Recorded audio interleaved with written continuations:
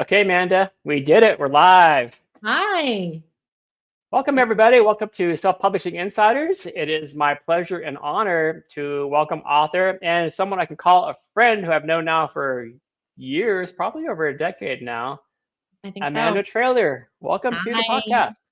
Hi. Thank you so much for having me. I am absolutely thrilled to be here. And yes, I think it has been at least 10 years now, Jim. So we're OG now. So No, no, well, we were like, what, 15 when we started? And yeah, I was obviously like barely. I was still in high school, I think. oh, okay, yeah, yeah, me too. That's weird. Yeah, I just graduated eighth grade, and then I met you. So, Amanda Traylor, so you've written now, when I read this in your bio, I'm like, what, already? You've written over 20 novels now? Yeah, right. Amanda Traylor and June Patrick, Yes. correct? Yes. So and I have had a couple other random pen names where I've tried some stuff. So there are some Okay. like weird things floating out there where I've attempted like, oh, I want to write this like weird thing under this name but it never really went anywhere. But so the vast majority of my books are I have thrillers under Amanda Traylor and then I have rom-coms under June Patrick. So Okay. yeah, it's like 22 books, a couple novellas in there. Okay. You're fast.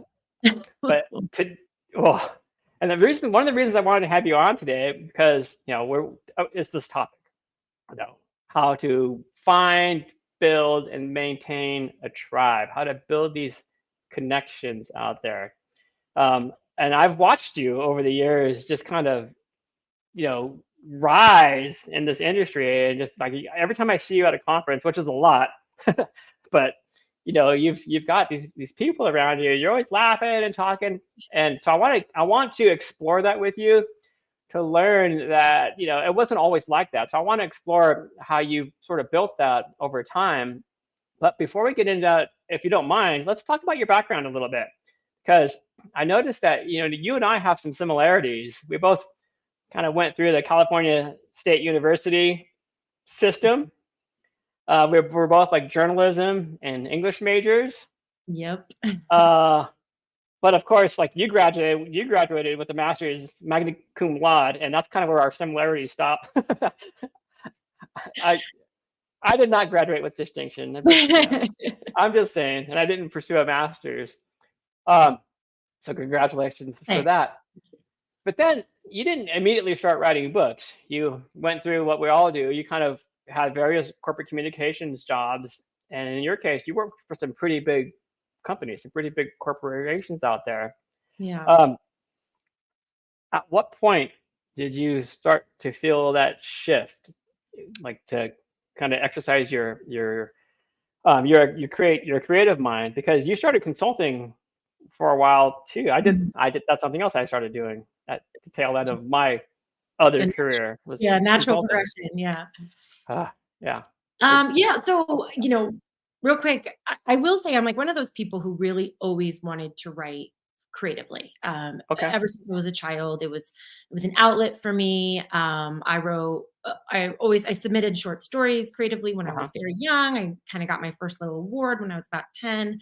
So, it was something that I was adamantly wanting to pursue. And so when I went to college, I was an English major, but then you get that dose of reality from people that are like, "Oh, that's cute. You wanna be a writer. What are you really gonna do for a living?" You know? Yeah. And so I kind of lost my motivation, my courage, my confidence. And so I went into I decided to major in English and journalism, and Hmm. then, I did go Because you were on good to at writing. You knew you had some yeah, talent I mean, I there. love writing, I love telling stories, I love talking to people, I love research, I'm just one of those people. So, I really enjoyed journalism I liked it in theory. I got out into the real world and I found I didn't actually enjoy being a journalist at all. I found it to be kind of an icky industry. So I ended up kind of graduating into a little bit of like public relations and like marketing, like things that were I could still be really creative, but it was a little bit more on the business side. And then I kind of just found myself in corporate marketing. But I kept writing on the side. It was a dream, I'd while away at it. Then I decided I really didn't like the corporate world. So I went back to get a master's and I thought maybe I would be a professor. Hmm. That was how Oh, I would. really? Yeah. So I actually went on, I was on the path to get my PhD. And then I taught at the university level and didn't like that either.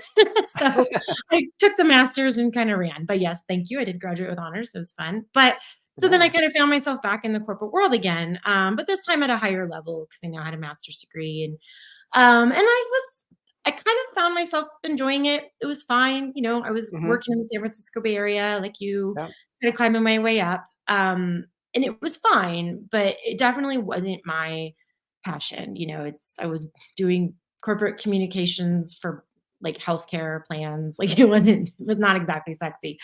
Yeah. So but so that I would write on my lunch break, I would write when I got home from work, and I was kind of toying Oh away with wow. the story. Yeah. And one day I don't know what it was. I think it was like I was reviewing I know what it was. I My thesis was going to be published, in this like library journal, and it was like 400-page thesis, and it was so What boring. was that about? It was a research study about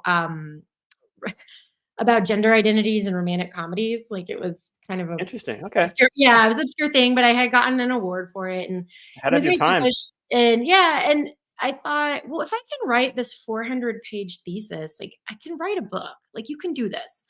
So I just buckled down and decided to do it. But I was so secretive about it. I didn't tell back in those days. I didn't tell anyone. I was like in my late 20s at this point, and I just didn't tell anyone. No one knew I was writing a book because I was really shy about it, and I just felt like Yeah. it was one of those things where I would tell my friends I'm writing, and they'd be like, "On purpose? Why? Like, Yeah. why would you do that?" And so Yeah. I've gone I through some of that with my friends you and know my what I creative mean? Like, endeavors. I just didn't get it. And then, I was fortunate enough that I came across the San Francisco Writers Conference, and I thought, "Oh, I bet I've never been to like a writers Yeah. conference. They do a whole thing." So I booked a ticket and I went, and it changed my life. So Mm. shout out to the San Francisco Writers Conference, Absolutely. Great conference. because it was early days. This was 2014, and it was self-publishing was like still new. I didn't really know anything about it. Hmm. I knew some people who had sort of done it, and I still kind of like a lot of people thought of it as just like vanity press or like something your grandma They didn't does. know. They didn't Yeah, know. They something were your still kind grandma of like does up in to arms your about it.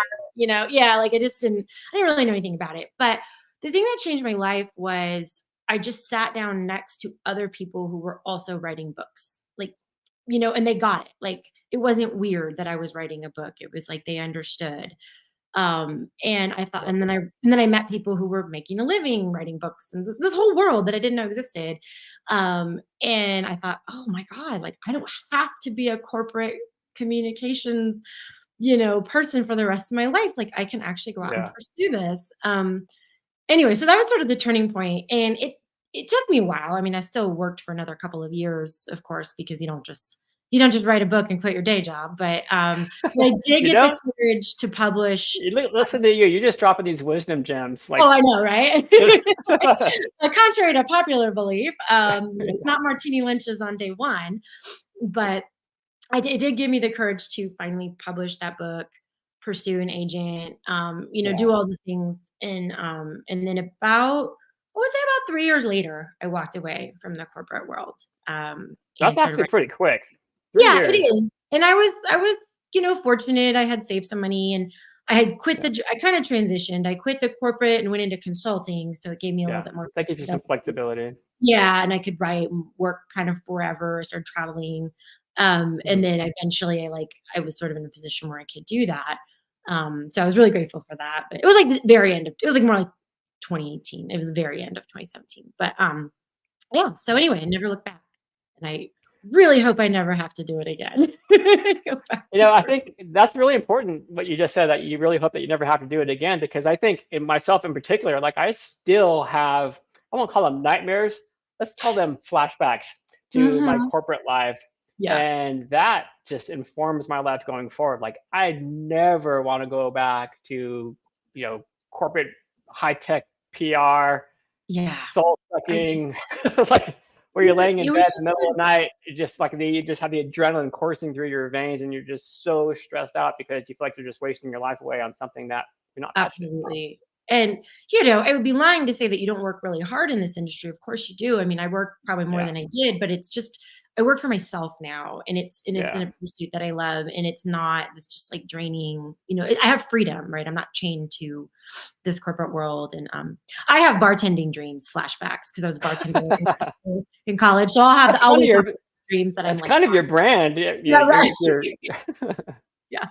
So So Anyway, that's my sort of background. Yeah, if you will. yeah, I love it. So that first experience at the San Francisco Writers Conference when you sat down next to another writer and this writer kind of got you and you Yeah. got them, and that's got to feel just validating, just that alone, even if you haven't published a book yet. It it So was. It made you realize that well, you're just not alone and you're not weird. I mean, maybe you are weird. I'm definitely weird, but like you're not, you're not uniquely weird, right? Like there's this whole world of weirdos that are just like you. And they just got your language. Like you didn't have to yeah, like justify why you were writing a book or like what you were doing. You didn't have to explain it. They just got you. And yeah. I think I had always, maybe a lot of writers are like this, but I kind of always struggled with finding community. Um, Seriously?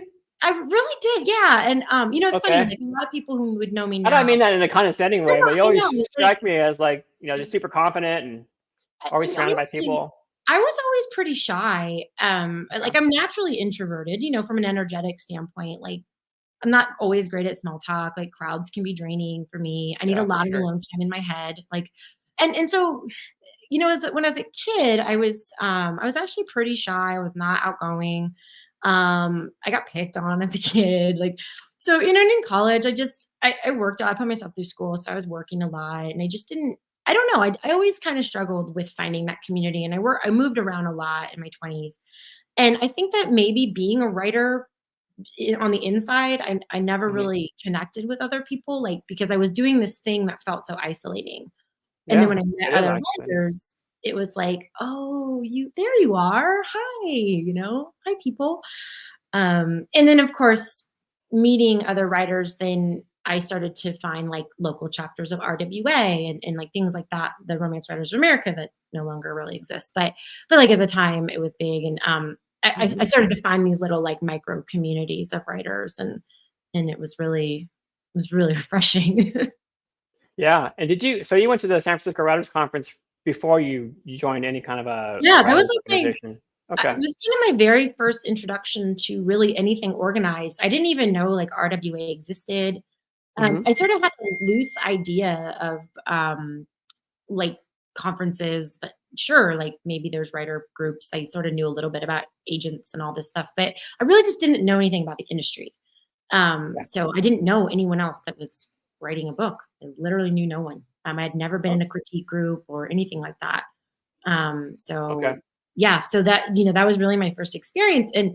And like you said, after that, it was almost like a drug. I was addicted. I just like I couldn't get enough of being around other writers. And so I started going to meetings and conferences and just I joined, the San Francisco Writers Conference board. I started to work for the conference. And then I started going all over the country for Okay. RDOPA and yeah. So let's pause right there for a second because I love how you shared the fact that you're an introvert and it's really hard and you felt isolated and you didn't really talk about your books with anybody else. Yeah. So what would you tell the viewer or the podcast listener who's sitting at home right now and maybe they're working on their first book, maybe they've finished a couple of books and they just haven't pressed publish yet, or they haven't ventured out into the world yet to share their baby with the rest of the world? What would you tell them as far as how they can get started in building and cultivating some kind of a reader community, or not just a reader community, but a community around them to help them get to that next level? Because maybe I'm speaking for myself, but that just sounds so. I'm an introvert too. That just sounds super daunting. Like, oh my god, I don't want to get out there because then I'm exposed, right? Yeah. Yeah. So And what? So talk to that. Talk to the inner yeah, Jim. Inner it's Jim's really afraid. well, it is. It's really vulnerable, in the Yeah. beginning, I think well, I mean, it always is. I think 20 books now and a decade later and a million Yeah. amazing writer friends, and it's still vulnerable, like, I still get shy. But I think you just have to show up, like, there's kinda no other way to say it, but you just have to get outside your comfort zone a little bit, and whether you can make it to a conference like 20 Books or San Francisco or, something that's, very writer focused Hmm. or just like a local chapter of something. Like if you can just even if you can just find like a Or an local online chapter even. like an online chapter. Yeah. I mean, I think in person there's really something kind of special about I that, agree. especially in this day and age. But if you live in an area where that doesn't exist, online is great too. But I think just showing up to a something where you can talk to other writers, and it will normalize it for you. It will help you to feel less vulnerable because we're all out there being vulnerable. And, you know, I'm not going to lie, like, you're not going to like everybody you meet. You know, there's writers are diverse just as much as any industry. So not everyone's going to be your best friend. But I guarantee you, like, there's somebody that's the same kind of weird as you are, right? No matter how like different you think you 100%. are, or like whatever you're writing, like, I mean, come on, people are writing like, you know, honey badger shifter romance. Like there's weird stuff happening all over this community. So I think no matter what, there is somebody out there that is like your people, and they'll get you. And so I think sometimes you do just have to kind of do the work of showing up and just like pushing yourself a little bit. And if online feels safer to you, just start there. You know, just start, like, find a small Facebook group and just start like posting and talking to people. And even if you don't want to share your work yet, like, maybe just talk about your what it is you're writing, or like, um, you know, share just like your blurb or something. Just you gotta, you know, you gotta put your foot in the water in baby steps. And it just gets easier every day. Like, that's all I can really say, is like, it just like, now I have like so many fewer reservations about like putting my stuff out there, like rough drafts and Yeah. like this and that, because now I sort of know like it's gonna be okay. Like, I feel safe. But in the beginning, oh my God, I couldn't share work unless it was absolutely perfect. And that really held me Hmm. back for a long time. And I think a lot of people probably feel that way. It's so hard to be vulnerable.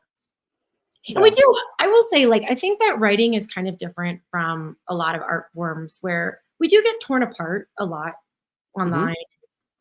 It's like an artist puts work out, like a painter, right? Can put some work out there, and people acknowledge that there's like a growth phase. Like, oh, you practice and you learn and you get better. Yeah. And I think writers are like afraid of that process. Sometimes we're afraid of like, oh, well, yeah, the first draft probably isn't going to be very good, or you may not be very good when you first start out, but you practice, you get better, and your Yeah. community will help you do that. So They absolutely will. It's that yeah, whole embrace the suck mentality where yeah, you just realize you're not going to be, well, you may not be a New York Times bestselling author on your debut novel. yeah. It happens, it's possible, but most likely It's you're not. possible. Yeah, and embrace the editing, embrace the proofreading, and you and I had the luxury of coming up through corporate America, writing marketing pieces and press releases and all that stuff, Yeah, and getting used to just tons and tons and tons of edits. I still go through that. My team's probably laughing because I still go through this whole editing gauntlet every time I put out any type of external communication. yeah. But these communities out there, these writers clubs out there, it's all love. It's all like, hey, we've been there before. It's critique groups. Everyone's there to help you hone your craft and get better and polish those manuscripts, all Absolutely. knowing that there's no such thing as perfect. And it'll It's never art. be perfect. It's Never will art. be perfect. Yeah, it's art. Like, there's just no such thing.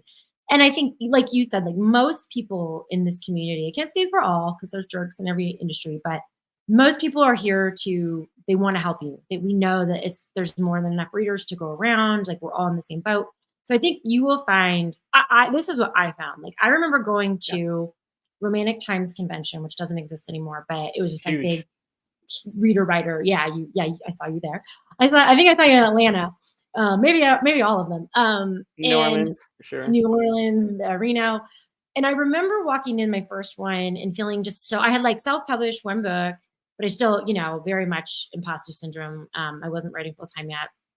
And I remember walking in and just being so terrified. Like, E.L. James was there, who wrote 50 Shades of Grey, and like just Yep. so many big name authors were there. And they were so nice to me. Like, they were like, it wasn't like, oh, you like newbie, go away. It was like, oh, like, I'm so proud of you for being here. Like, good job, like showing up, like, not in that Yeah. condescending way, but like, it was very much like, go you, like, you're here. Like, Exactly. You're here. You showed you're up here. Like, for despite those of you out feeling there, I was overwhelmed. standing in line behind Rebecca Yaros, and this is years ago, but she was still a big deal at the time. And she invited me to go to breakfast, like, sit, oh, you want to come join my table and sit at breakfast with me? And I did. And it was just like, oh my God, like, these people who are so big and have no business talking to me right now are inviting me to go to breakfast. Like, I love it. so I think that you will find, if you are brand new, that whether you're on the traditional side or the indie side, I think people are more than happy to just like even just to listen to you, to talk to you, to give you some encouragement, like anyway. Yeah. And that's something that, we're talking about community, but it kind of lends itself to culture overall. And I think Hmm. that the indie publishing, there's this culture around it, which I love. I've been thinking more and more and more about this lately. And I think the difference, I don't want to like pit traditional publishing against indie publishing, but what I found since 2011, since working at Smashwords in 2011 until today, is that the culture around indie publishing is so welcoming. And I think that's what sets it apart, because you can go to your very first conference and you will have a Rebecca Yaros or an E.L. James talk to you and not be condescending and sit on the floor with you and go through your manuscript, like literally sit on the floor with you in the hallway and talk you through these things.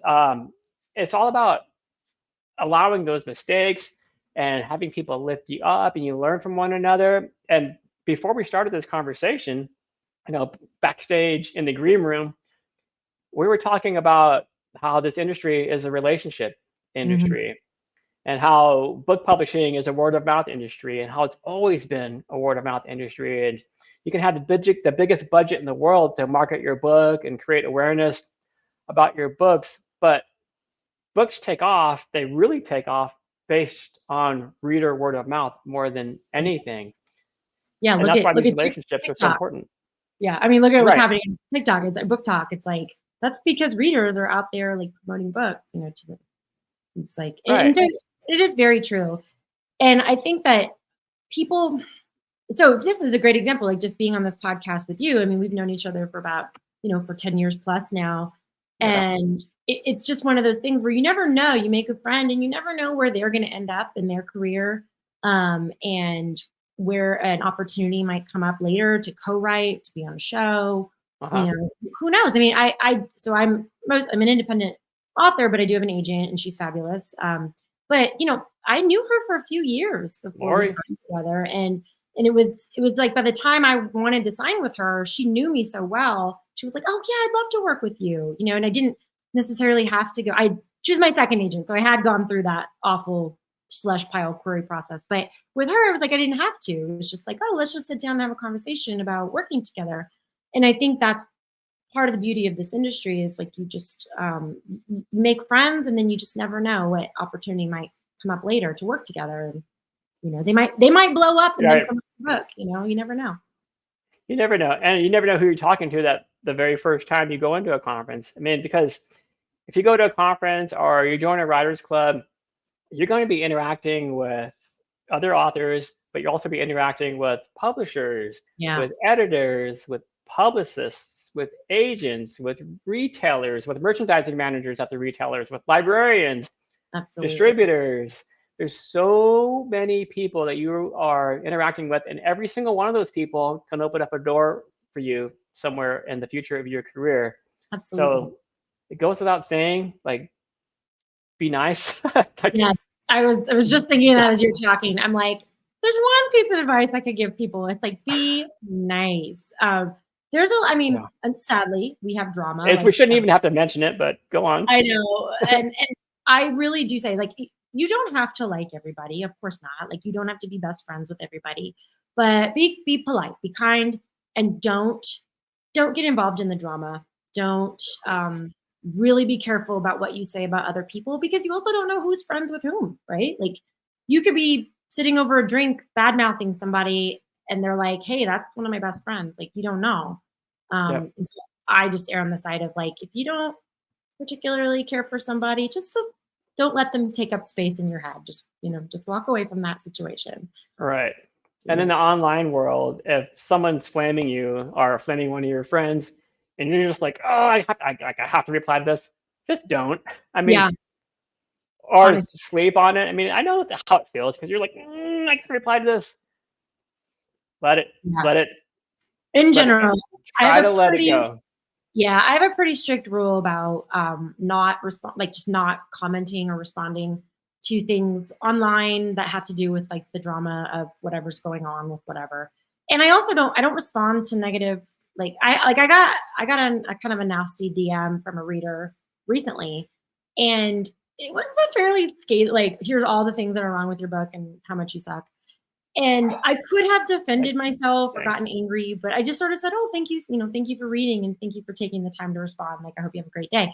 And I think that if I kind of just think that's what you have to do. And sometimes it's hard because you can feel attacked or whatever, or you want to stand up for whatever cause or you want to get involved. But if we think about all the scandals that have happened over the last decade, it's never pays. It just doesn't pay to get involved, in my humble opinion.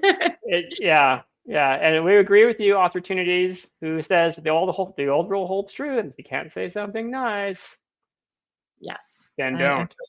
Exactly. Yeah. And can be hard. I know it's not always easy, but I do think it is better.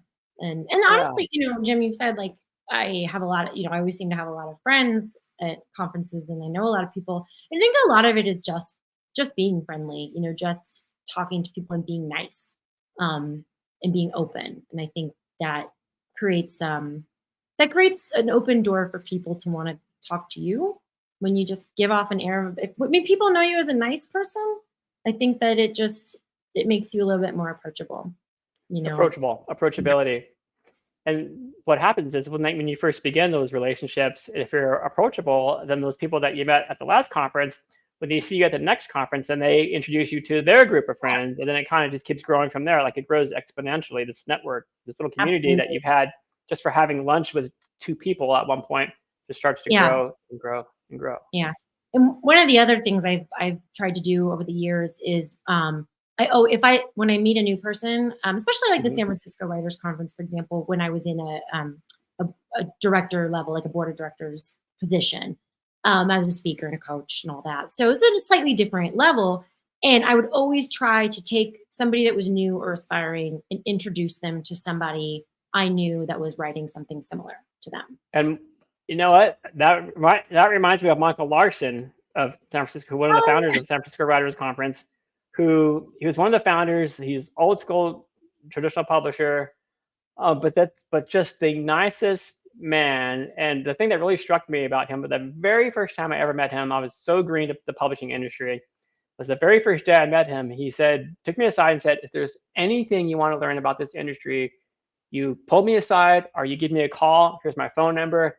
Just the nicest man. So it's nice to know that went over to you as well. Yeah, that was something I learned. And I think it really helps because and I've done that at 20 books, even if I've like, oh, I know somebody who's writing, rom-coms, like let me introduce you or whatever. And it really just builds everybody's network that way. And I don't know, then I'm always happy. You're paying it forward. Yeah. Hi, Beth. Hi. Beth, I'm just sharing a comment here. And Beth says, "I'm looking forward to creating a tribe of readers. I dream of it." Yes. A lot of us do. But so, you started by volunteering at the San Francisco Writers Conference, right? Yeah. So my very first year I paid. So I was a paid attendee and I just attended there. Yeah. And but then I met, just by talking to people, because I was really like, I had to be brave. I like got into those networking events, like, there's like a cocktail party in this. And I was just like, I am going to go talk to people who matter, No matter how hard it is, you're going to go. Yeah. I mean, little liquid courage back in that day. But just nobody wants to be the person who's sitting against the wall. Like everybody knows each other here. I don't know anybody. I wanted to hide under the table, but I just, got myself a drink and just marched up to people. And again, even then, like there was agents and editors, Michael Larson, like they were really open to talking to me. And so then what I learned was they had opportunities to volunteer. So the next year I came back to volunteer on the back end. And that conference is very much run by volunteers. There's a lot of volunteers. And then it was just one of those things where I just kept putting myself in front of the people who were making decisions. And by the next year, I had been kind of promoted to be on like the plant, like the team. And then this is really good. That's why I wanted to leave Beth's comment up here because she's saying that she's looking forward to creating her tribe of readers, and she dreams of it. And I left that up there because I want to know, like, well, how did you do it, Amanda? Like you jumped into these conferences and you just started meeting some of the change makers there. Yeah, I mean, a And lot of it is making yourself visible, which, can be yeah, really, really hard and vulnerable, and I get that.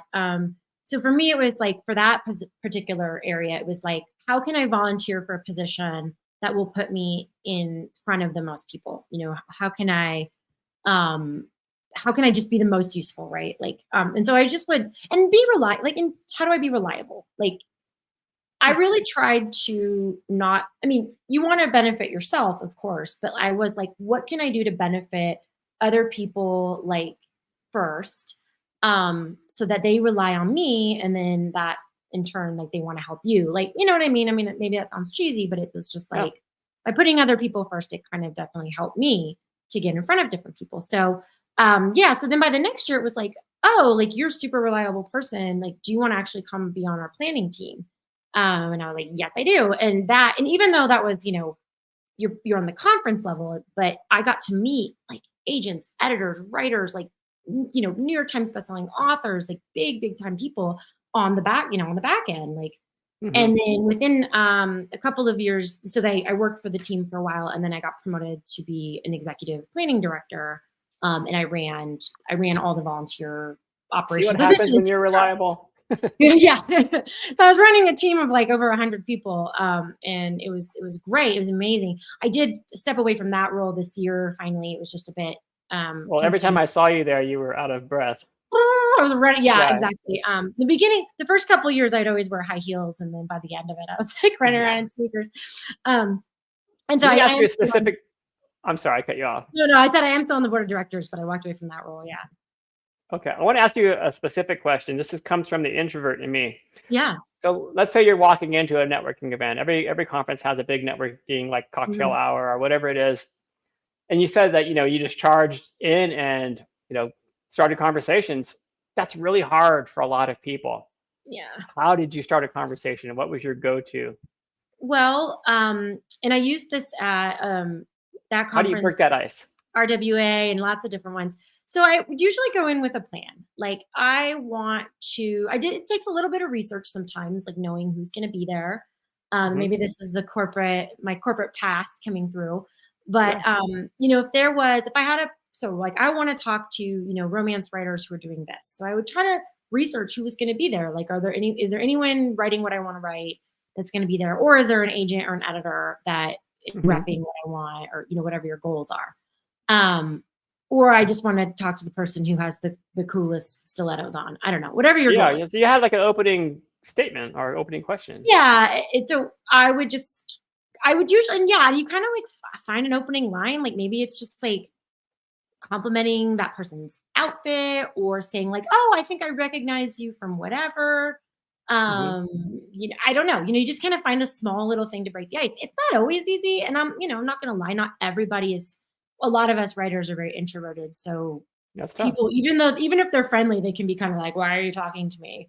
You're gonna run into people who are not as Well, open. they're probably introverts too. A lot of them are introverts too, and that's something that Yeah. I learned over the years. That this person might be kind of standoffish. It's not because they're stuck up. It's because they're also quite shy. Yeah, right? This is an Yeah. industry of introverts, and I think a lot of times it just takes somebody to break the ice. Like, a lot of us are actually very friendly on the inside, but we can be a little bit shy, and even to this day, I have to remind myself there are days when I just don't wanna people, and I'm at a networking event, and I'm like, "Ugh, I probably have, like, my resting, bee face on right now."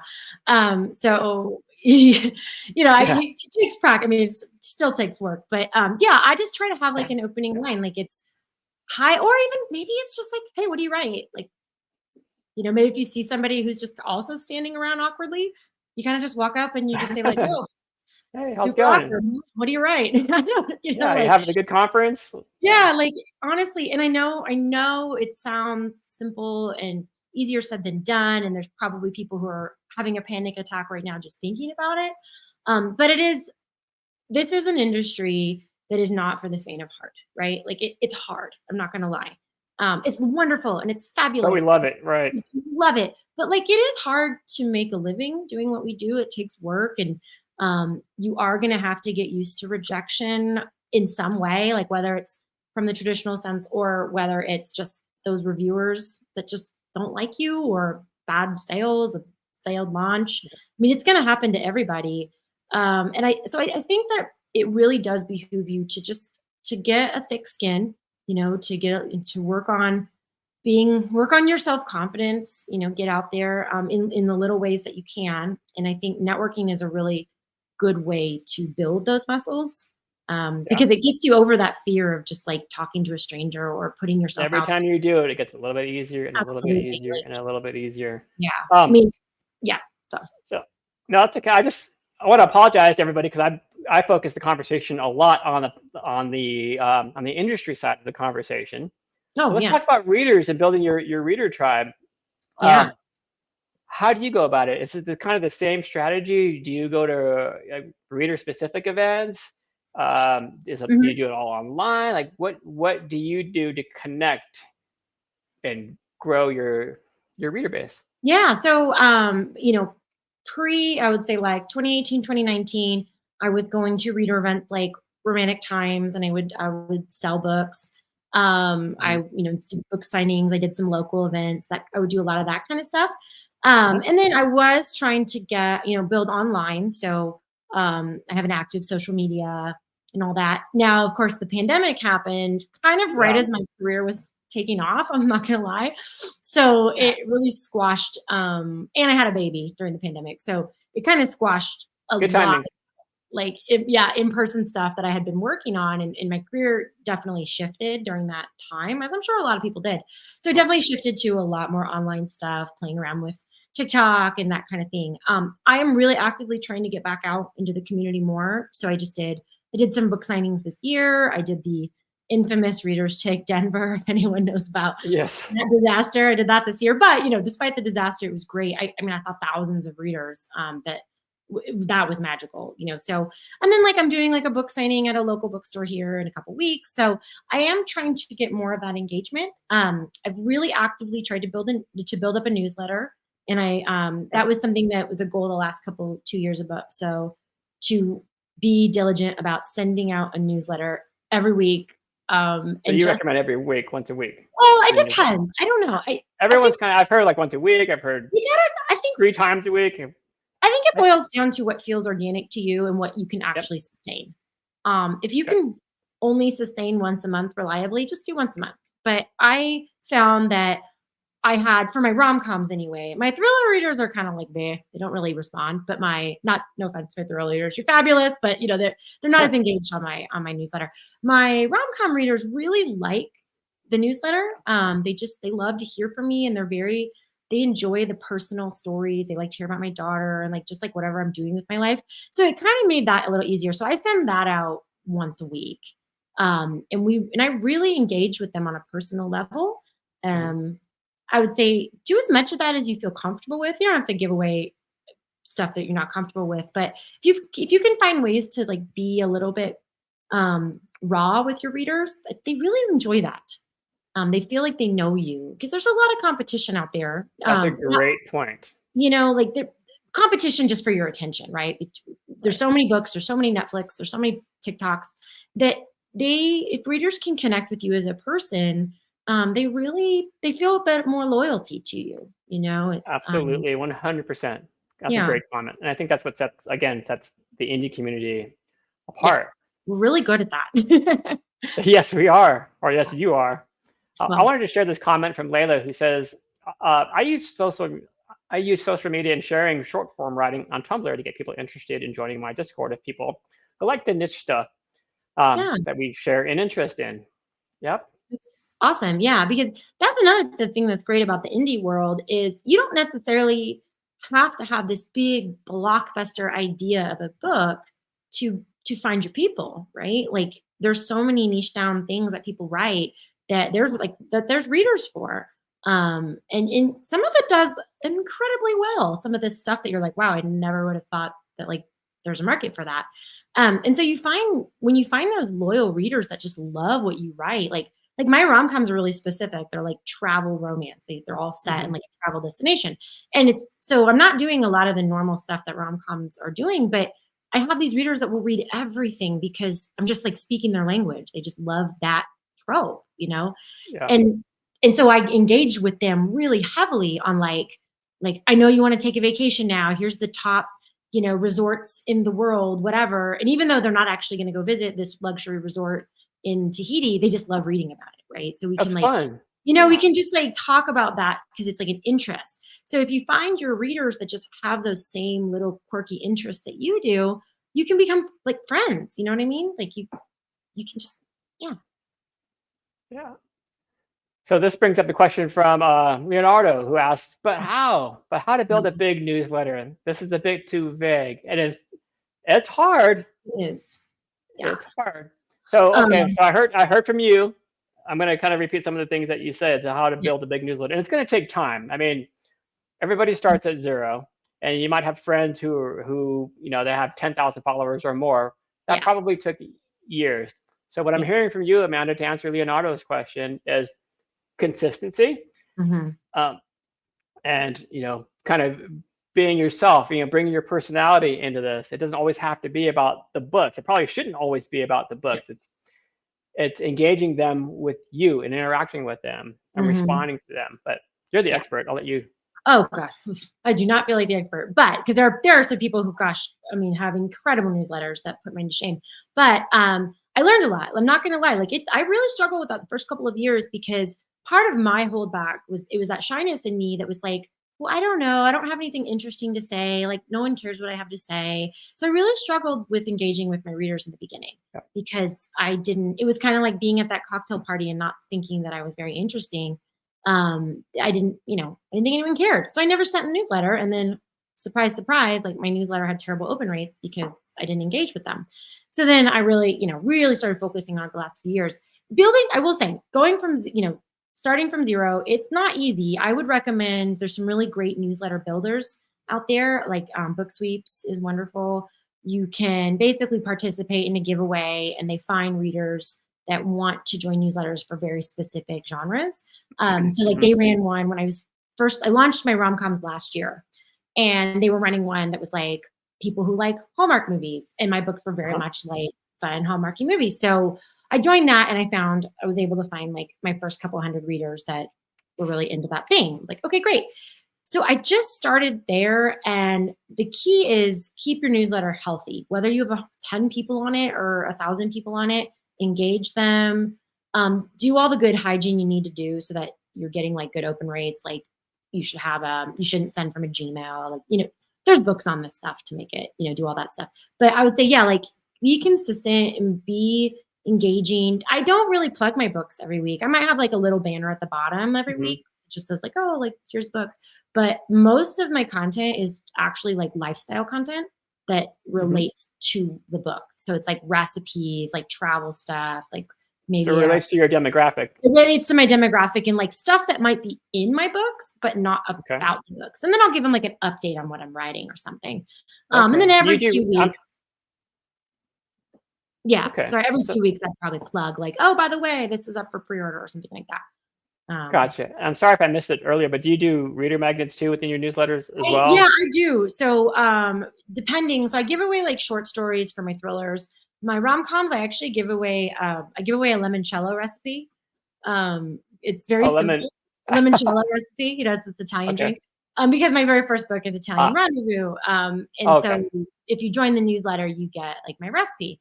And surprisingly, just people love that. So you do have to kind of know what your audience is and what they would be interested in. But and it does take time. So you're going to build ideally organically, but you put a link in the back of your book to get people to sign up. Maybe you talk about it on your social media.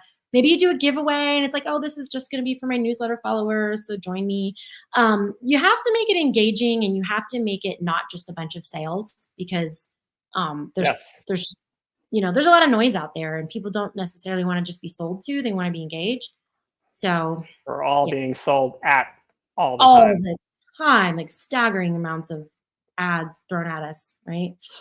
Right. So, yeah. Amanda, as we're coming toward the close of time here, if people want to learn more about you and your books, where should they go? Should they go to your website, your main website? Yeah.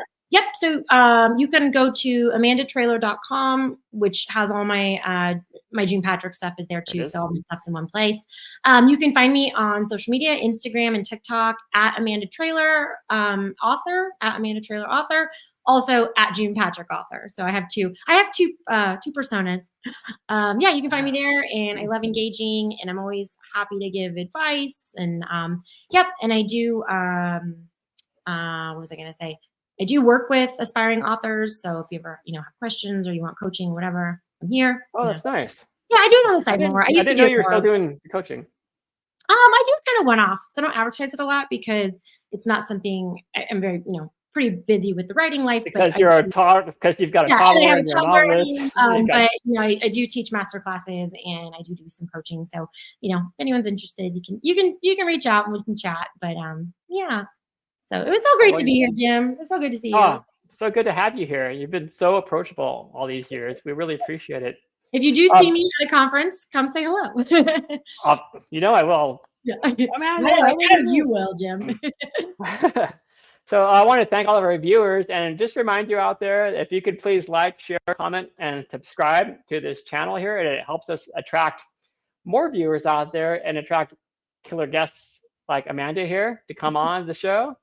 Also, be sure to bookmark dddlive.com, because if you do that, once you go to dddlive.com, you can see what the next topic and who our next guest is going to be for the following week.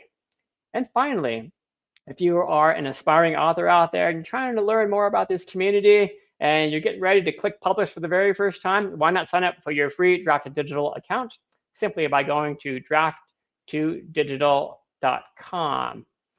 Now, as we come to a close here, we're going to share a quick 30-second commercial spot for DDD Print. That's our print on demand service out there. But Amanda, if you would please just wait in the green room.